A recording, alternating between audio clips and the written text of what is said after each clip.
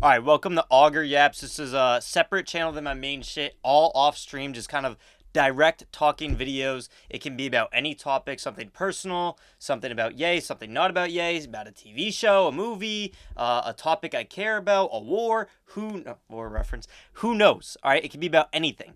And I want to start this first video with something that a lot of people have asked me that have, just seen me pop up kind of recently. They've been like, oh my God, Augers with Ty Dolla sign. How did this happen? How did blood? I mixed bro and blood. How did bro get to this point, right? How did I get here? So I know a lot of people just don't know like my kind of origin story. So I kind of just want to like get everyone looped in on where it all began. Okay, so originally, like let's start like what first inspired me to even make content. All right, originally as a kid, I liked playing video games, simple as that. My mom got the family a Wii when I was like 4 years old. I loved playing it. I had cousins who liked video games. I just always liked video games.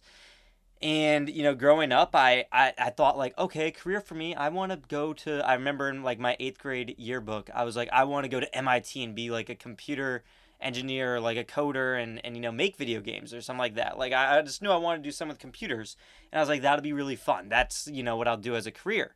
Then around that same time, I remember it was, I believe, spring of 2016 when Overwatch came out. Okay, if you don't know, there's this game called Overwatch, hero-based shooter, right? And I had some extra birthday money. My birthday is April 28th. It was like May when the game had come out. And I had just seen like one YouTube trailer pop up in my recommended. I'm like, this game looks all right. And then I saw it at the store at Target. I was like, I saw this on YouTube earlier. You know what? I really don't know what other game to get right now. Let me just get this one, right? And I got it. I went home. I played my first game. I played Torbjorn on Hanamura. Went on a 20 kill streak. It was insane. Fell in love with the game. And because Torbjorn takes no skill, or used to, I don't know what it's like anymore, but you just spam the turret.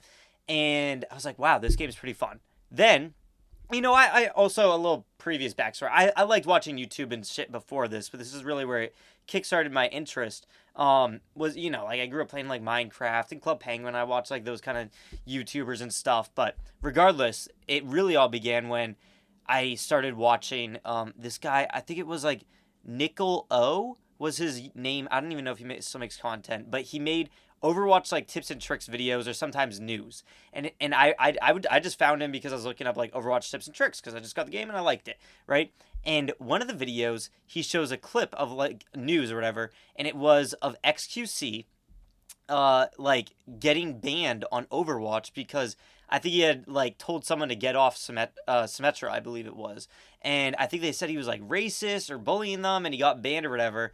But I saw the clip and I just thought he was hilarious, right? And I had never had Twitch before this, so I was like, whoa, like this is like you live stream like yourself playing video games. I get Twitch. I just started watching XQC way back then. I mean, he was averaging maybe 300-400 viewers around this time. I think it was like, this is now like fall 2016, or might be 2017, whatever year the game came out, whatever year XQC entered into the Overwatch League. That was the I think because Overwatch League like started in September. I started watching him like a month before he joined the Overwatch League. And I just fell in love with his content. Simple as that. Fortnite came out, and then you see the explosion of Ninja. You see a lot of other content. Also at this time, because now I know my content focuses more on music. So like, what's my backstory on that? As a kid, I mean, I listen to whatever's on the radio. All right, I'm a white kid from Maine. It's not like that crazy of like musicians come from this area really. It's more so just like listen to the radio, and that's that. And as a kid, I think I was into that, and then my dad likes 90s music, and then more into like middle school I got into Kiss. Love Kiss. I went to a Kiss concert, I want to say in like 6th grade. And what year would that have been? Like 2016, 2015, something like that. And I learned how to play the guitar. I learned how to play God of Thunder on the guitar. And I started getting into music. But also at that time, I was like, I kind of want to be like an entrepreneur. And I actually ended up stopping taking guitar lessons. I told my guitar teacher, I was like, I need to focus on my lawn care business. I was handing out flyers around like my neighborhood, and I really regret stopping playing guitar for that. But regardless, that was just like a phase I had where that was the first time I really was engaged with music, was Kiss. And like when I got engaged with it, I loved Kiss. Like R.I.P. Ace Frehley, right? But like everyone involved, like I had my school Chromebook, like wallpaper, like all the different faces of Kiss, and all the different drummers, all that. Like I just was obsessed with Kiss. And I mean that kind of fell out, and then going into like 7th, 8th grade, kind of times it was getting into like just like your average like rap caviar fan. Like, I think one of the first albums I really remember listening to in full was like Scorpion. But like this is like I'm now like I gotta be like what grade are you in, like 8th grade, like 13. So like I know there's a lot of people out there who started listening, like they're my age and they were like into Uzi when they were 10 years old. There was just no chance in hell for that to happen to me. All right. In 2016 I was 12, and like in my white suburban household, like that wasn't really like I had like one cousin who was into like some rap, and it was kind of surface level, and that was it. Like he would put me on, but that would only be years later. So there's no one really put me on. I mean, a lot of people around me like country. It's Maine, okay? So, I catch a lot of flack for like, oh my God, Auger, you weren't listening to Uzi in 2015 when you were like 11 years old? Like, dude, I'll show you a photo of me what I looked like when I was 11 years old. I don't think you can possibly expect this little shit to be listening to a Lil Uzi Vert. This was me 2018. This is me 2018. I just looked real quick on my camera roll.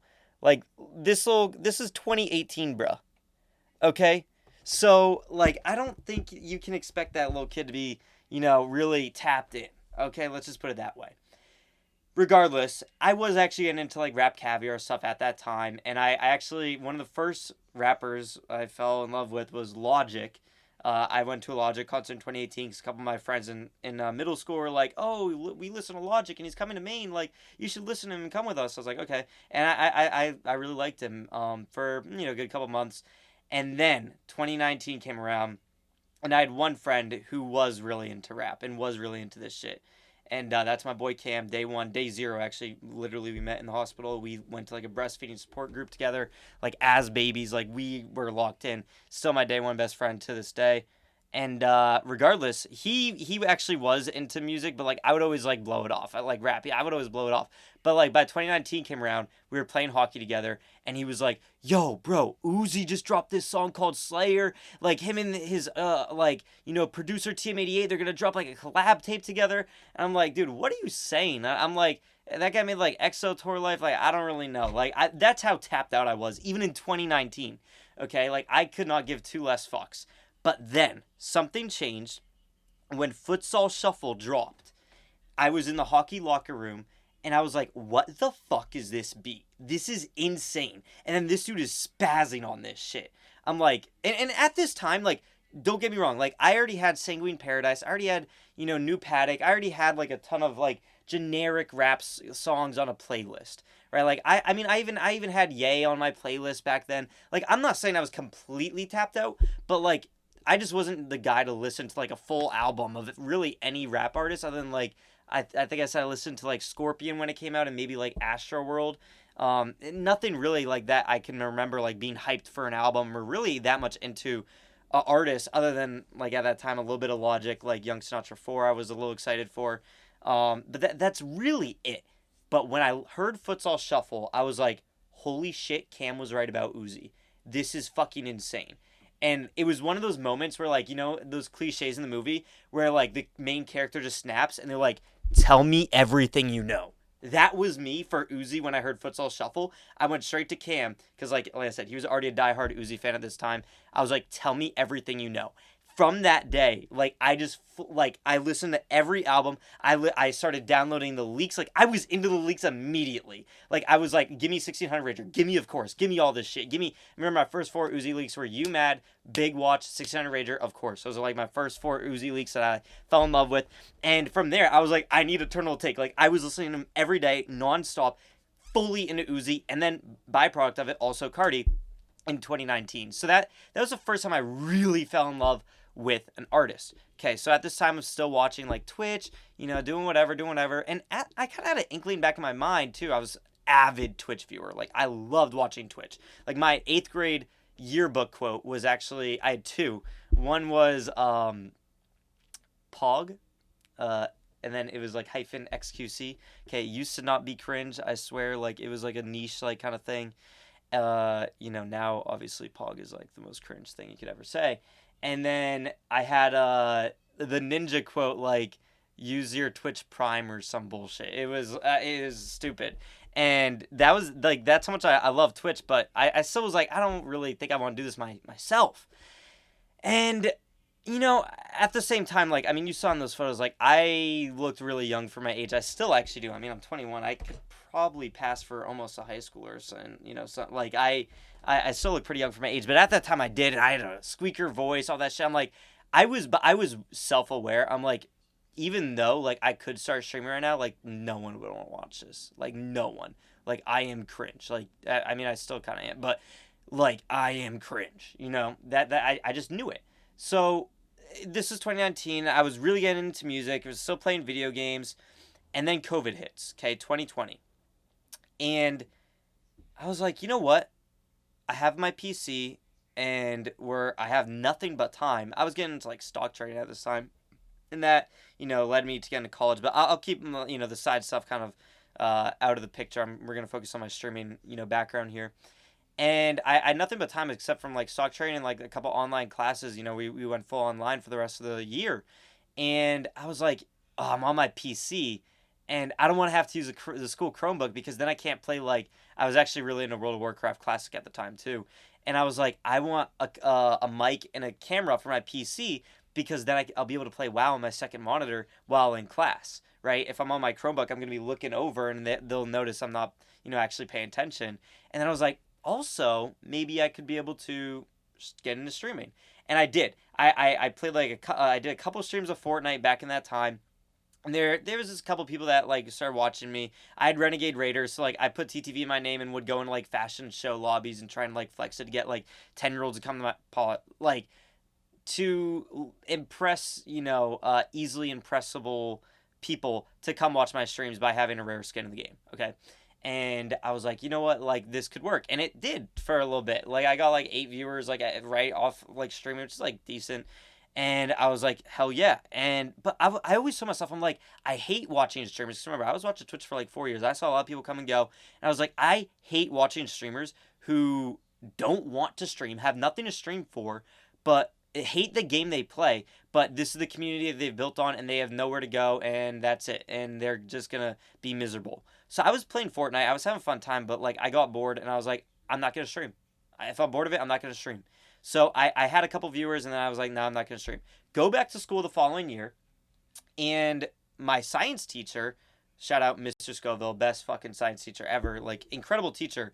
Like, 3 weeks in, like, I already was getting along really well with him, great physics class, super hands-on, and he was like, hey, Andrew, you play video games, right? Like, do you play Rocket League? I was like, nah, I don't. He's like, well, our principal... He's like, I don't either, but our principal wants to do an esports team because, we're a hybrid school year, so, like, she wants to do an esports team since we don't really have any sports. Would you want to join? I was like, sure. I've never played Rocket League, but sure. He had never played it either, but he was, like, such a good teacher that he learned, like, the tips and tricks without even learning to play himself, and was actually an incredible coach. Sorry for another time, but regardless, I guess I started playing Rocket League for my high school, and it was pretty fun. We had weekly practices, weekly matches, and then after a couple weeks, he's like, I wonder if there's a way we could watch our games back, so that way we could learn from them and practice. And I was like, oh, Mr. Scoville, better yet, I can share, because we were just Discord screen sharing. I was like, I can stream it on Twitch, and then you'll be able to watch me live, and it publishes it so we can watch it back. He's like, that's a great idea. I'm like, I already have it set up because I used to stream, like, like I did like 5 or so streams back in April. He's like, okay, sweet. So I did it. And guess what? During these times, one of the viewers, his name's Paulie, back from April, was like, yo, Auger, hey, you should start streaming again. Like, I didn't know you were going to stream again. You just kind of disappeared. I was like, yeah. And then I didn't care. I'm like, this kid is like, why would I care about this kid? Another week goes by, and he's like, hey, I'm back. How are you? And I'm like, oh, yo, this is like, I'm not even doing this for viewers. I'm just trying to, like, do this shit for my esports team, and that's it. And he came back. I was like, damn, okay. And then a third week he did it again. I'm like, shit, like, okay, maybe I should start streaming. And I think there was another guy at the time too who was from April who also, I think his name was Turn Cheese, also came back at that time and said the same thing. I was like, damn, like these people are kind of like checking in. Like that's kind of cool. So I was like, fuck it. Like come winter break, I'll have a little bit more free time. I had a part-time job at a grocery store at the time, so I didn't have much free time. And I was like, come winter break, I'll just start daily streaming. And that's kind of where it all began from. Also, okay, so that's 2020. Let me bring in Yay. Summer. I loved Eternal Take. I was waiting for a whole lot of red, and but like, and I was obsessed. But and also I'm hearing a little bit more about Ye and like what he's ramping up to. And it was July 4th, 2020, when he had done West Day Ever. So I mean, like I was already listening to like a little bit of like okay T-Lop and shit like that. Like at the time, like just I think I'd listened to Jesus King in full when it came out, but I was like, this is good, but it's pretty good.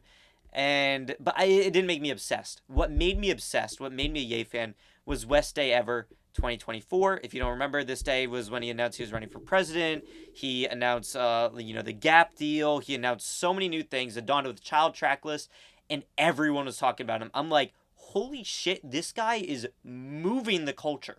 Like, you just couldn't ignore that. Like, that was a fact. I was like, this is crazy. Like, I need to tap in. And literally from that day, it was like, again, like what happened to me with Uzi, it was West Day Ever 2024, 4th of July. I was like, I need to tap in. I need to literally listen to everything. And from that day, I went through his entire discography after that, and I started buying more and more Yeezys. I had got Yeezys in like 2018 or 2019, but like still I didn't really care like that much about Ye. Like I was wearing Yeezys really before I dove into his discography. It's kind of funny, like that's how much he runs the culture. And I mean, I was like, I said, like 12, 13 at the time. But yeah, then, I was obsessed, and I was listening to Ye, and I was getting hyped for Donda, and I was hyped for him executively producing a whole lot of Red, and I was hyped for everything Ye. And when Na Na Na dropped, I was like, wait, this kind of mid, like, what's going on? Like, why I just become a fan of him, and now like, so it was fun. But remember, I was doing this Rocket League shit. So let's fast forward back to December when I'm now streaming. 2020 is this Rocket League. People were watching me playing Rocket League, so I'm like, okay, I guess I got to become a Rocket League streamer. That's what these people want to watch, and that's kind of what I did. I was pretty much just a Rocket League streamer and do a little bit just chatting here and there for like almost a good year. And one lesson that I learned though is I was doing something called giveaways. Well, you know what a giveaway is, but in Rocket League, basically it was like you had like these items called black markets. You used to be able to trade them, you can't anymore. And I would also do tournaments. The tournaments were the best. Is you could create like a public tournament and you could trade like in-game currency to other people. I would do like 200 cred, Twitch. That'd be the title. And then they'd see TTV in my name and they'd know to watch my stream. They'd see this on a public thing. They'd know if they won, they got 200 credits. And I would give 200 credits, just like $2 for every winner of the tournament. It would be like 45 minutes of content for $2, and we get a lot of people to watch my stream. So like I started streaming instantly up to 20 average viewers like within a month of doing it, which is again pretty good for Twitch. Like once you break past like that 20-30 viewer range, that's pretty impressive. And I really fed into that, and I started doing more and more giveaways. I was putting like every penny I was making from donations back into giveaways to get more viewers, and it was working good. Like I started averaging like 70 viewers 1 month because I was giving away so much shit. And then I realized, I was like, wait, I kind of want to like get people to enjoy me. And I kind of stopped doing it, and people like really fucking left. Like I was at this point where I was like, fuck them, I'm gonna just play like some Minecraft. And like everyone left that stream. I was like, oh, I got a serious fucking problem. So like I was like, no more Rocket League. Now this is 2021. Oh, also at this time, Donda is releasing. Still not my content. I was obsessed. You can go back in my Discord server right now, like in the announcements, and you can find like I made an announcement about Donda, how disappointed I was about LP3 changing from LP2. Like I was obsessed, but it wasn't my content. It really wasn't. Because I was like, people want me for Rocket League. And then I was like, well, I also like gaming, so let me break into variety gaming. And I did. I stopped kind of playing Rocket League after about a year of doing it. Almost, I think it was like still in the mix for a good 2 years. And then, I was just playing a variety of games. It was going kind of slow. This is now my senior year of high school. And, I'm still streaming about 5 times a week. and it just wasn't really going like insane. And I decided, I was like, someone had told me, they're like, Auger, you do talk about music a good amount. Why don't you just like react to music on stream? I was like, okay, sure, I can do that. And that was, I believe it was like 2022. And at this point, I'm now entering college, and I think this is also when like the Ye anti-Semitic stuff. Oh, there was also the Donda 2 LP at the beginning of the year of 2022. Yeah, so end of 2021, still doing variety shit. Then go into 2022, senior year of high school, I reacted to Donda 2. That was my first ever music reaction because I was so fucking hyped for it. But again, like my chat kind of liked it, but I had like no Ye fans in my chat. Like no one cared about Ye. And they were like, okay, this is cool, whatever. And then I think I actually took like a month break from Twitch because I was stressed about like getting into college and like applying to different colleges and my decisions, and busy with finals and all that. And then I came back and there were still people there, and I was like, damn, these people are really supporting me. And then I go into college 2022, and Ye, started saying some things. I made some videos on that, and people started, my Harley Pasternak video is actually still one of my biggest videos on my channel. I was like, damn, like people actually really care like what I got to say about Ye. But then, the Alex Jones shit happened, which really disappointed me at the time, and it was rough. And I was like, you know what? I'll just react to other artists. And from there, like I was posting like anything and everything on my YouTube. If you go back, like I was posting, like I was just trying to make whatever video. I was doing gaming, I was doing music reactions, I was just I was doing autism test. I was throwing everything at the wall, just seeing what sticks. And ultimately, after months and months of making more and more videos, I was like, these reactions, like to music, like I really fucking love music. So like, what if I really display that through my content, right? Like I look at music reactors and they're just like, oh, bobbing their head, like, but like, I've been a kid where new music released at midnight, and I'm just sitting there alone in my bed, and headphones in and just listening. And I'm like, oh, this is a nice song, and then next song, and it's like that's kind of lame. And I want to provide an experience where, okay, I'm not yapping over it, but you can feel these emotions alongside me. And to me, that meant like the atmosphere, the preparation, the excitement, and building a whole stream around album releases. And that's really what I did. And one of the first ones that I really took seriously was, I think, the Yeet one. I got like a turban. That was really fun. And then I think it was Afterlife. And then the big one was Pink Tape. Pink Tape, I face painted. I got all these decorations. And Utopia, same thing. And people really liked it. And I kept doing that. And from there on, it really showed to me that, like, okay, this kind of has to be, like, something that I lean into. From there comes the end of 2023. The Vultures single releases. And I was ready. I was like, this is Ye's comeback. I was looking at, all the Italy shit all summer. And I was like, we're listening to this radio station, and we're going to hear this fucking song first. I'm going to get this video out first, and we're going to fucking do it. I do it. People, and also, I had been in Yeezy Cord for, like, already since 2020. Well, it was West Forever. I was, like, deep into the community. I was in all the Reddits. I was in all the Discords. Just, I wasn't, like, active, because I would just lurk, because I wasn't making content on it. So, for me, it was, like, I just spend my time on what I'm making content on. I don't really have time to engage with, like, other communities when, like, it's not really what my main focus is. I'm a very, very focused person, like, with what I'm doing. So, I would lurk, but I wasn't really, like, a community member, per se. And I remember off that first video, some people in Yeezy Cord were like, yo, this guy on YouTube I watched randomly had pulled up Yeezy Cord in the middle of the video, guys. What the fuck? Like, why is this guy in Yeezy Cord? Then they found my username, all that shit. And I started talking to them. And then, the Miami rave came, and I had one of the first videos out on that. And people really liked that. Like, not many people even reacted to that. And from there on, it just kept building and building and building. Then, moving on, I had someone called Prodigy's Group, great community member. He had mentioned to me, he liked my reactions. I was reacting to every LP at this point. Salt Lake City, every Vulture. I went to the New York one. I was doing every LP. I was doing a stream for it. I was decorating. I was going crazy, but it wasn't like that viral yet. And then eventually, Prodigy's Group came to my stream, and he was like, hey, like, I really like your streams. I got a little bit of connections because, like, he had previously done some stuff, collaborating with some Ye people. And I was like, shit, like, he's like, you should do an interview with them. And he got me set up with Keon Christ to interview with him. That went great. And then further on, I did more collaborations with him. and I was like, shit, like I can really like this, and the community liked it. They liked that I was doing, something for the community, and I was also watching, and that was my purpose, because I was like, the community birthed me in a way, because like I was in Yeezy Cord for so long, and on my first video, like I was I was in Yeezy Cord in my first Yay reaction video. You know what I mean? Even in the Dota 2 one, I pulled a West Server Ever. You know what I mean? Like, so everything I was doing was like in the interest of the comm, and they really boosted me. For that interview, I was like, I want to get information for you guys. What do you guys want?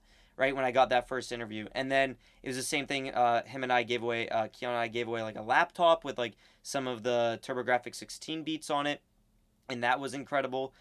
And yeah, from there, like I was like, I want to try and give stuff away for the community. That was my first time getting some hate too, because some people were like, oh, he's milking this kind of like laptop thing and blah blah blah. And I'm like, I'm just trying to get shit for the community here. Like, sorry, I don't have fucking grails, and there's only so much Vox we can really do here.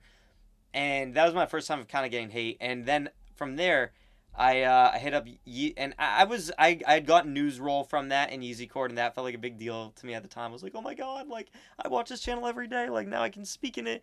And I started reporting on news, and then Johnny was also a big person at this time, still is. I love Johnny. And I hit him up. I was like, yo bro, like you've seen the interview I did, the laptop giveaway, kind of got the comm excited. I'd love to do an interview with you in person. Right, I was like, no one's ever seen Johnny, like his face or like him, much of his personality. Like, I want to do this in person. So on my way back from Maine, I'd done a subathon, and on my way back, I visit Johnny. We do an interview together, and that got the community going. They're like, whoa, this Auger guy just interviewed Yeezy Johnny like in person. Like, no one's ever really like interviewed him. And Johnny didn't want the video out, and I didn't really put it out, but a lot of people saw the live stream, and it got buzzing. You know what I mean? And then I love Uzi, so I actually interviewed Forza at the time. Eternal Take 2 came out, and then I reacted to that, and that actually I went to a music video shoot for that, and for the Eternal Take 2 trailer, and now this is like end of 2024 we're in, yeah. So sorry, we're speeding up now, and I'd gone to a music video shoot, and one of the guys from Atlantic accidentally said EA2 was like what it was for, and it wasn't confirmed at the time what the music video shoot was for. I posted on Twitter, went kind of crazy, and then he's like, yo, can you take that down? I got his number before I had left, and I'm like, you know what, sure, the info's already out there, I don't need any credit for this, like, I'll take it down. And because I took it down, he invited me out to the headquarters of Atlantic Records the night of the EA2 release. I was like, damn, like, this is pretty nice. And from that time, I was, still reacting a lot of Yay shit. We had the China LPs, and it was a blast. And it felt like things were going up. Then, I had interviewed Leaky. I got Leaky in person and interviewed him. And, things are looking up for the comm. I was still breaking in, but ultimately, I was like, I just want to connect with more and more people, do things for the comm, talk to people at the comm, we're always talking about. And that'll be really fun. But the Atlantic moment had really set something in stone for me, because I was told a lot of things that I can actually say now. Like, I was told at the time, like, when the EA2 Deluxe was supposed to come out, like, who did a lot of the production, like a lot of like the development of Eternal Take 2, and all these different like things that like I had been told that like he was gonna appear on Kai's stream like way before it was public. And it was at this time where, like I had said before, I was really like, I want to give the comm everything. Right, because I was, that's what birthed me. And that was the first moment where I was like, I now have a relationship that I value. And for me to just go on the internet and say like, oh guys, so I came back from Atlantic Record Studio headquarters, and they told me this, and this, and this. Well, obviously, you tell me what the result of that is. Okay, so they're not going to fuck with me anymore. And now, okay, cool, I get internet points and coolness for like 2 Kirko seconds.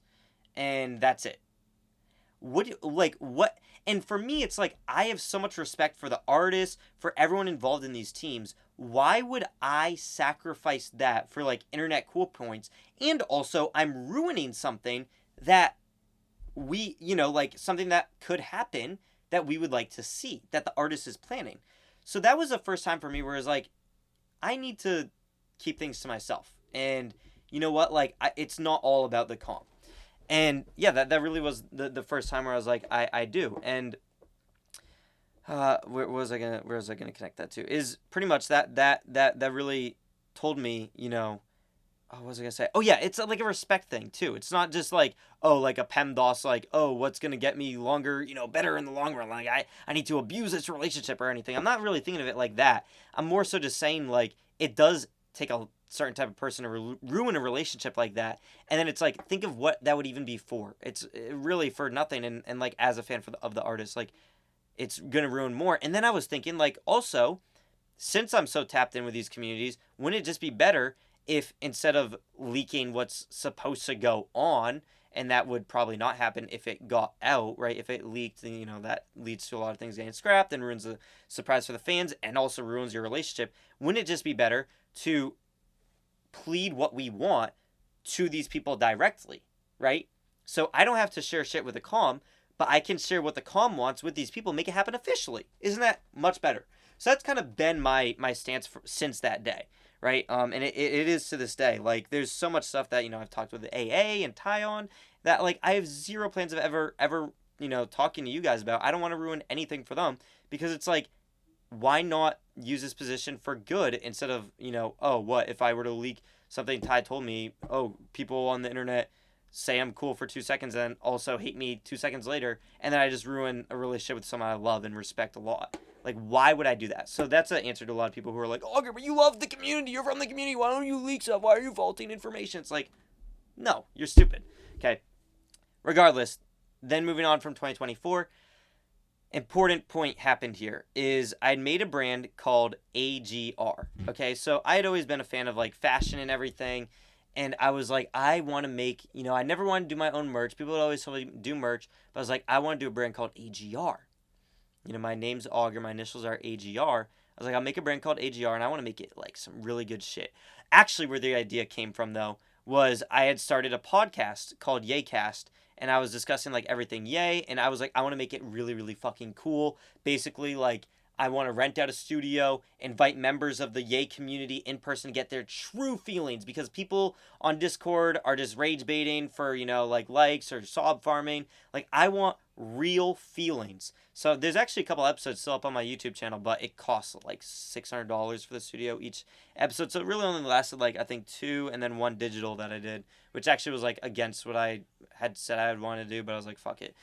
But I had done 2 episodes and I was like, but then I was like, how can I, you know, make this a little more profitable? Because I'm not going to make $600 off of ad rev every single video. They're only getting a couple hundred views. So I was like, what if I made like wearable Yay merch? You know, like Yeezy was pretty dead at that point. So I was like, what if like I made merch for Yay fans that people actually really fucked with? I wanted to take a lot of Louis Pierre's designs and kind of rework it into like, you know, some like, and you know, list them by era. And I had come up with all these different ideas on how I wanted it to work. And eventually I just morphed it into my own brand. I was like, fuck it, I'm just making my own brand called AGR. And I had come with a ton of ideas of how I wanted to make it unique. You know, I was like, I want to make this special as fuck. I learned how to embroider. Every sleeve had embroidery, like 1 of 72, 2 of 72, first edition on the back. And like they would never restock. And if they did, it would be second edition. And every single one was unique. And this would be how you would authenticate it too, is I would then have like a random line of embroidery on the back that you couldn't see through the back, but only through the front. So like you could only see it if you like took the shirt off. And it would be in a random spot on the collar. And then you would have the, right, like your 1 of 72, 2 of 72 on your sleeve.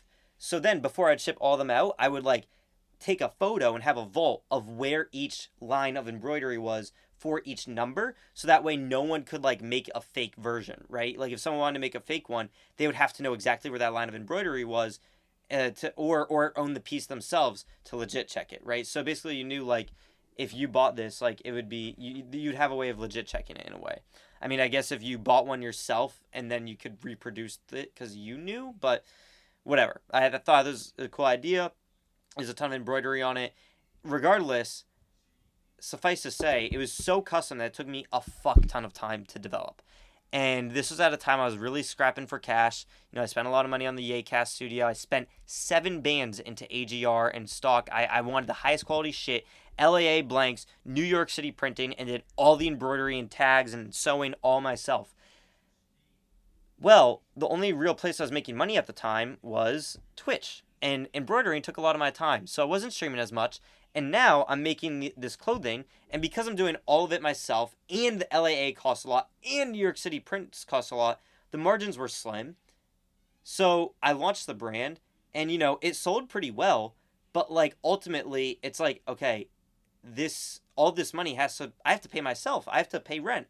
And I didn't have enough for rent and then to reinvest in the brand at the same time. So all the money I was making went to rent. And then eventually after the drops kind of stopped, it just or not the drop. I mean, I did a t-shirt in like December and that did like 2 bands, but my rent's 2 bands. So then poof, that was gone. And then I come out with the hoodie in January and that did like 1.5 bands. And then January rent's due. Poof, now that's gone. And I have nothing left for the brand, right? So it was not sustainable. And like I said, I was not streaming as much as I should have at the time because I was spending so much time on this damn brand that come February time, I was in debt. I was in a lot of debt to my parents.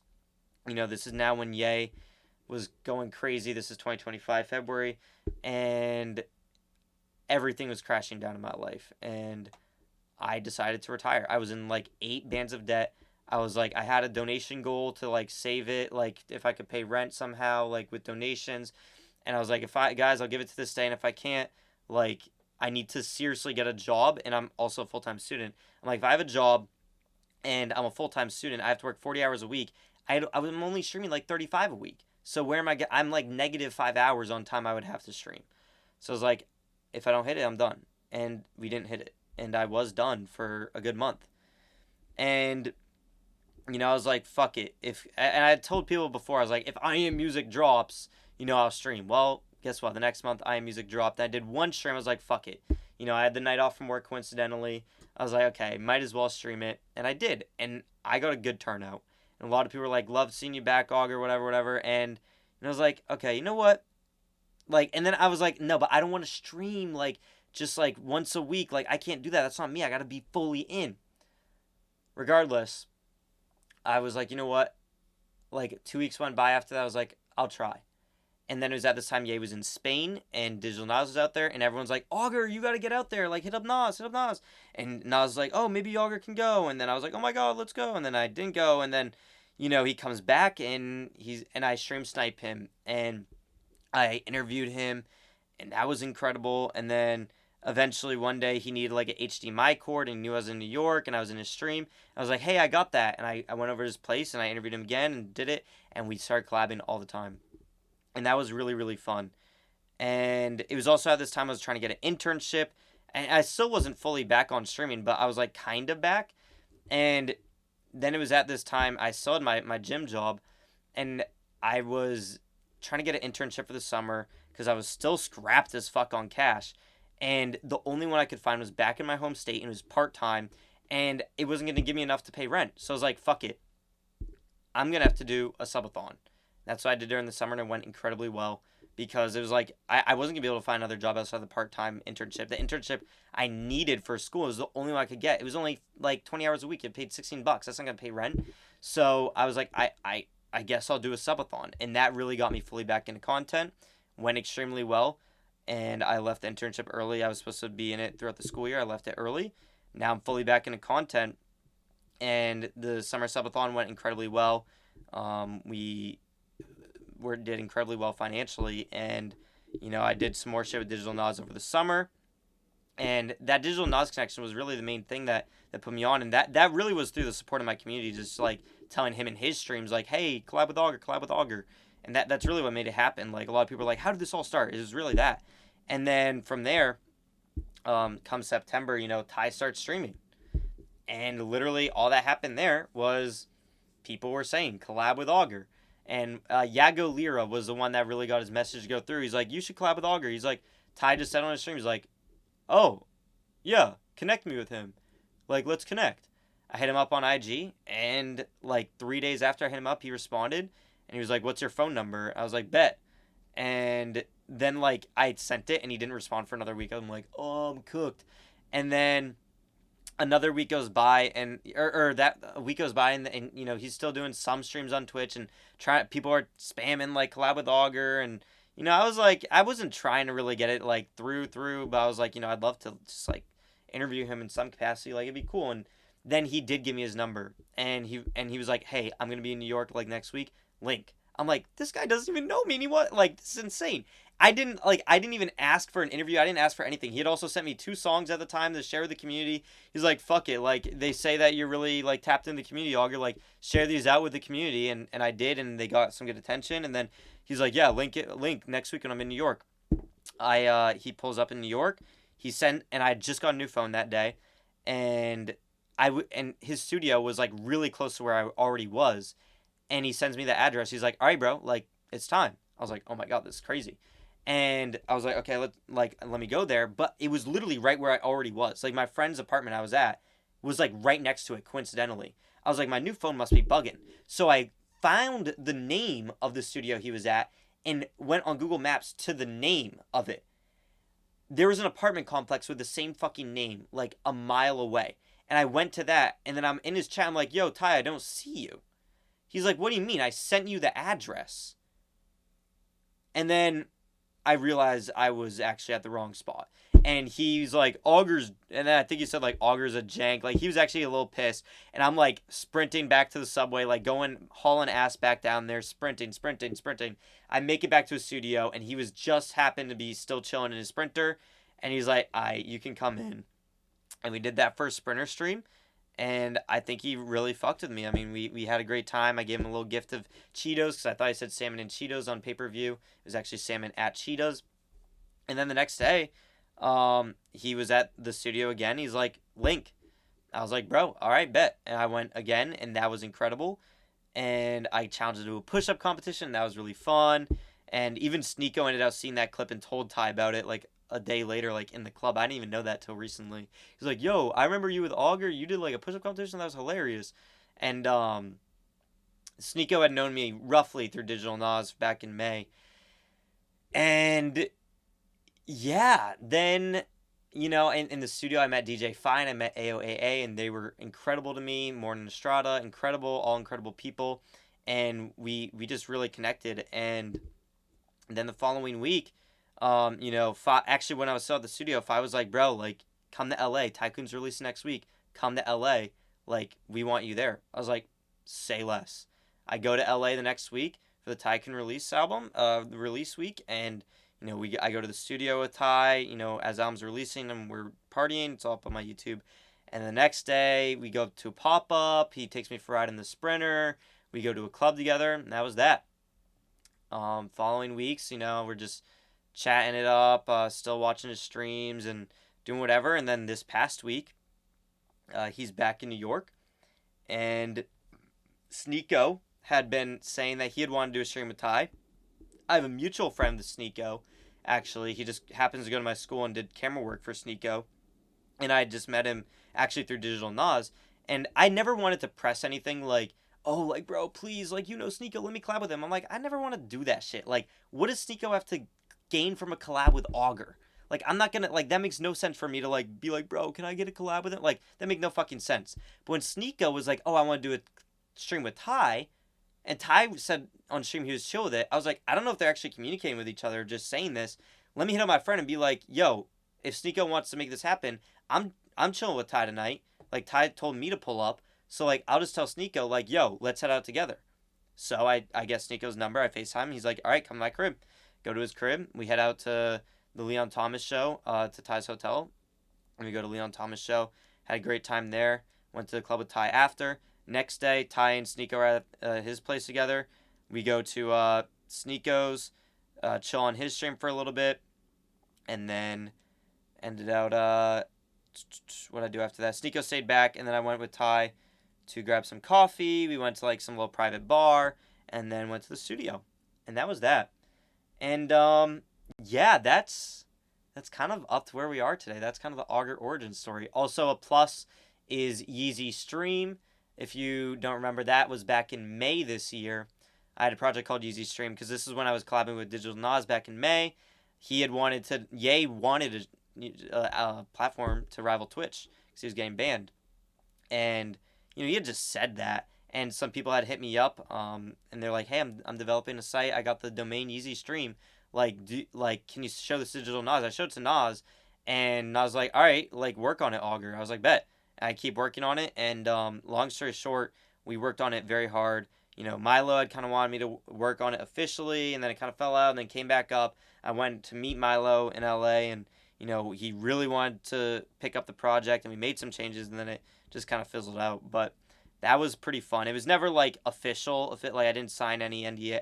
I was sent an NDA, and I actually didn't sign it. And then long story short, it was never actually an official Yeezy project, but it was being advised by Yeezy, if you know what I mean, for a good 3 months, and that was pretty fun. But yeah, I think that's kind of what gets me to where I am today, and the community played a big part in it. Like I said, a lot of people in the community came from, seeing me in Yeezy Cord, seeing me in Gas, seeing, oh, whoa, look at this guy reacting, haha, it's funny to, this underground Ye leak or some shit like that. And they're like, wow, this guy's really tapped in, and collab with Leaky and stuff like that really did help me gain some traction. And what helped me, people say Auger kind of knows what's going on for the community, because that's where I came from. That's what I was reading every day before I even started making content on Ye, was shit like that. I literally idolized, this is gonna sound crazy, before, even a year before I ever collabed with Johnny, I almost idolized him in a way, just because of how much of a figure he was. You know what I mean? And it just, from there, I really wanted to continue doing shit for the community. And I feel like now I'm at this point where, I'm collabing with Ty, and I just want to keep doing shit for the community. And, there's been a lot of people ruffled feathers of oh my God, Auger was Mr. Leak Man, and now he's, I can't donate to a group buy. It's no shit, bro. I'm not going to assist in the process anymore when I'm, directly with him. Doesn't mean I'm not going to listen to leaks. I literally showed Ty my leak playlist, on stream the other day, and he was like, oh, ha, ha. I'm not the one leaking it, right? And I have no interest in leaking it. Doesn't mean I'm not going to care when it does. There's nothing I can do about it at that point, or the artist, it's out. So that's kind of been ruffling some feathers recently, so I just had to get that off my chest. But no, it's been a really fun journey. If you guys have any other questions, down in the comments, apologies if I kind of glazed over anything real quick, but that's where we're at today. So welcome to the Auger Yaps channel. Damn, this went 47 minutes. I didn't really mean to make it that long, but yeah, I think that's pretty much it. So let me know what you guys want as a next topic. I already have some ideas, but I'll try to make these relatively frequently. I think it's a nice place for me to talk off stream, kind of cement some ideas for people to watch. If you can't catch every stream, what's going on, right? So that was the origin story. That's really what got me into Ye, was just being a part of the community, seeing everything, loving his music, being obsessed with him. I mean, I really glazed over a lot of things here, specifics, but try to give a nice, organized timeline for what transitioned me into each period. And, yeah, I'd say, trying to do, interviews and making them special and doing them for the community really gave me a lot of push that, oh, this guy cares actually about the community. It isn't just, someone who's asking the most surface-level questions ever. I actually care a lot about what I want to be of service in a way. And I think that, some people might disagree with that. I've been called a clout chaser by so many people, when it's I'm literally one of you guys. The only difference is I'm not willing to tarnish a relationship to leak some bullshit that is going to hurt someone. You know what I mean? But I think a good amount of people did see my intentions and do see that. And that's what I would say did get me to this point, is people seeing that and echoing that on my behalf. And I literally wouldn't have been anywhere if it wasn't for those kinds of people echoing for me. So that's honestly the biggest shout out, is doing that. And I think, if I could give any advice to you guys on what you can do if you kind of look up to me in a way, is, like I said, be authentic, be mission oriented. What is your purpose? What are you, I said, again, with the Sneeko thing, I had to connect with him. Does that mean I had a point in collabing with him way back when? Nope. I'm little Auger, he's big Sneeko. He has no reason to desire a collab with me. But I gave him a reason. I was like, let's go see Ty. He's like, let's fucking do it, right? And I think that you have to, not that everything in life has to be transactional, but it's got to have a purpose. Be purpose-based, right? Like, even when I was doing my reactions, when I was just starting out with that, my purpose was to convey what I wanted to feel as a viewer, as someone who already loved the music, in a way that could, I think of reactions kind of in a special way of like when I would watch XQC, like, this is gonna sound so fucking cringe or cliche, whatever you want to say, but like, if he would, like, he would have a similar taste in, I don't know, funny videos as I did in 2017, right? And I'm sitting behind the computer and I see him laughing his ass off.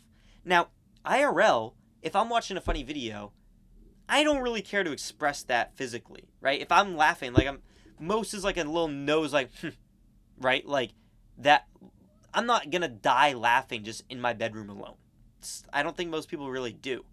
But when you see, like, a streamer kind of, you live through them in a way. You know what I'm saying? So when it came to my music reactions, that's what I wanted to do. Is like, I wanted people, instead of like just me listening alone in my bed at midnight each album release, is like there could be a visual, emotional connection to this music through someone else. And that's kind of what I wanted to provide in a way. And I want to continue doing that. I want to continue being community oriented as I move on to further things. When it came to interviews, it was like, I don't want to know, like, Ty Dolla, what got you into making music? Like, who gives, like, how many times has he been asked that question? How many times, like, be fucking for real. Listen to the people, right? Don't be basic. These are the simple things. And, like I said, be authentic.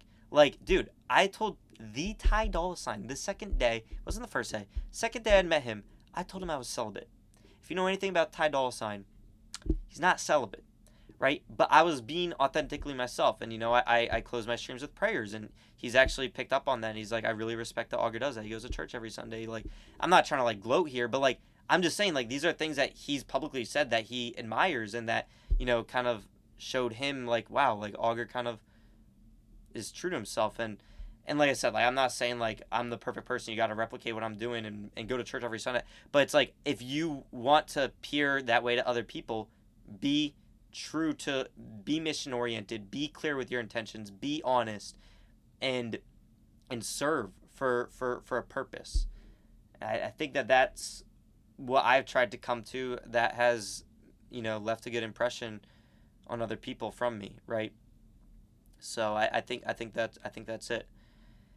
And yeah, I think that sums up really everything. So if you enjoyed this, make sure to like, comment, subscribe. We got many more coming. Let me know what other topics you want me to cover.